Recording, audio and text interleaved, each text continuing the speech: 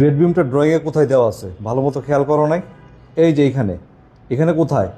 এই যে EGL existing ground level, মানে মাটির নিচে গ্রেড বিম দেওয়া হয়েছে। গ্রেড বিম কখনো উপরে হবে না। পাকনামি করে যদি উপরে দেওয়ার চেষ্টা করা হয় এটা ভুল হবে। ভূমিকম্পের জন্য সবচেয়ে গুরুত্বপূর্ণ ভূমিকা পালন করে এই গ্রেড বিম। এটা বুঝতে হবে বিষয়টা। গ্রেড বিমটা আসলে কিভাবে কাজ করে। ভূমিকম্পের যখন ওয়েভ আসে, ধরে নিলাম এখানে একটা কলাম আছে, এখানে একটা কলাম আছে, এখানে একটা কলাম আছে। বিল্ডিংয়ের নিচে কলামগুলো তো এইভাবে থাকে। হ্যাঁ, গ্রেড বিমগুলো এইভাবে কানেক্টেড থাকে, তাই না, কলামের সাথে।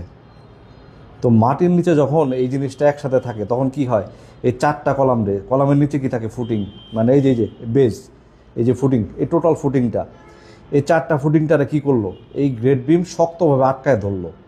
এইটা যদি আমরা মাটির উপরে করি তাহলে বিষয়টা কী হইলো, মাটি এবং এই গ্রেড বিমের কলামের সংযোগ শক্তিশালী একটা শক্ত অবস্থান তৈরি করে। যদি মাটির উপরে যায় আমরা করি, মানে এরকম একটা জায়গায়, তখন এই শক্তিটা পায় না।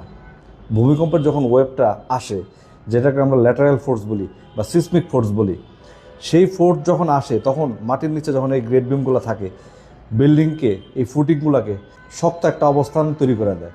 এটা বুঝতে হবে। এখন যদি আমরা না বুঝা এই গ্রেড বিমগুলোর উপরে দিয়ে দিই, হবে? কখনোই হবে না। এটা বড় একটা ভুল। এটা একটা বিষয়।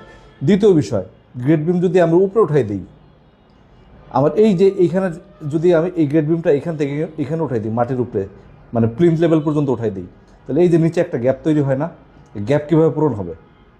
কীভাবে পূরণ হবে? হ্যাঁ, এই যে এখানে এখানে এই গ্যাপটা কীভাবে পূরণ হবে? এই তলা দিয়া এখানে তো একটা গাঁথনি করতে হবে। গাঁথনি কিসের উপরে করবে? এই গ্রেড বিম যখন মাটির এখানে থাকবে, এখান থেকে গাঁথনি করে প্লিন্থ লেভেল পর্যন্ত উঠানো যায়। তারপরে টয়লেটের যে কমোড টমোড বসাবে, সেটার পাইপলাইন ঠিক এখান থেকে নেওয়া যায়। যদি গ্রেড বিম এখানে নিয়ে যায় তাহলে তো এই পাইপটা নিতেও অসুবিধা হয়। এটা বুঝতে হবে। সো এই ভুল কখনোই করা যাবে না।